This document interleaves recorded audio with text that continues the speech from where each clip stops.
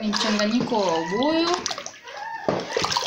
sukari, ubuyu wa kigogo, sukari, kachanganyia kidogo na CMC ambayo inalainisha ice cream. Ili ice cream isiwe kavu kama unakula barafu la maji. Kwa hiyo natumia CMC ili kuweza kulainisha. Baada ya kuandaa, tunaandaa rangi zetu. Hapa nina rangi nyekundu, tuna rangi ya blue, tuna rangi ya kijani, rangi ya orange. Lakini katika hizi rangi zinaenda pamoja na ladha.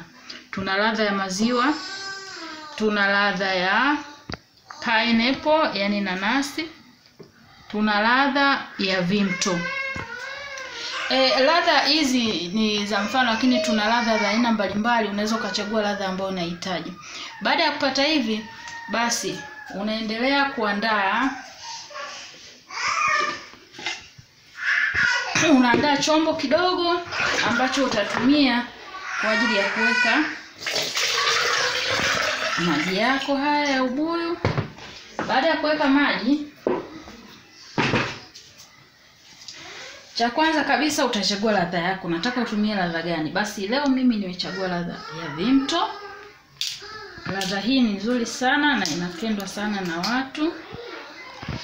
Ladha hii kwa sababu ipo kwenye, tunapima kidogo tu hii ladha. Baada ya kupima ladha, tunachanganya. Tunakoroga ladha yetu. Baada ya kukoroga ladha, tutapata rangi kama hii kwa ladha hii ya vimto. Lakini sasa unakuja kuchagua rangi. Ni rangi gani ambayo unapendelea uitumie? Mimi kwa leo nimeona nitumie rangi nyekundu. Rangi nyekundu unaiweka kwenye mchanganyiko wa ubuyu pamoja na ladha. Unapima rangi isizidi sana, mtu anakula ice cream mpaka mdomo unakuwa mwekundu, hapana. Weka rangi kidogo. Baada ya kuweka rangi, unakoroga.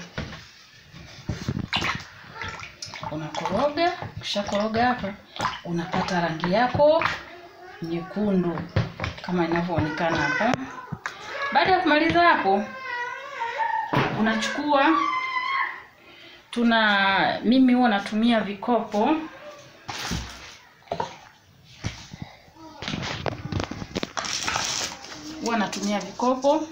Aina hii hapa. Sasa katika hivi vikopo unaviweka. Sasa mimi nimeweka kwenye chombo maalum ili kwamba kilete picha nzuri, kisiwekwe mezani. Kiweka mezani inaweza ikachafua labda. Kwa hiyo nimeweka kwenye nani, lakini vijiti nilivyotumia ni hivi hapa. Hivi vijiti unavitumiaje? Hivi stiki, wanaita stiki za nyama, ili kwamba gharama yako isiwe kubwa sana ya kununua vijiti kwa ajili ya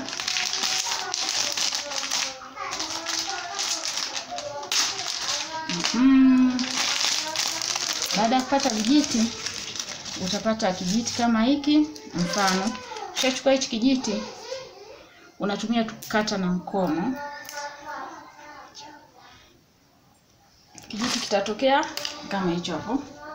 Baada ya hapo, kama unavyoona, tayari nimeshachomeka vijiti vyangu kwenye mchanganyiko wangu. Kuna rangi nyekundu, lakini pia hapa nimetumia material ya rangi tofauti na rangi kijani. Hapa nimechanganya orange pamoja na nyekundu, nikapata hii rangi kama dark green.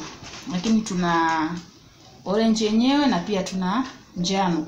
Hii njano imetumika ladha peke yake, ladha ya passion. Asante. Kwa kipindi kijacho, karibu tena kwa kuendelea kupata habari zaidi.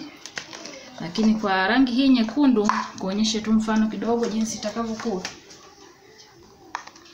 Kidogo tu namna ya kujaza.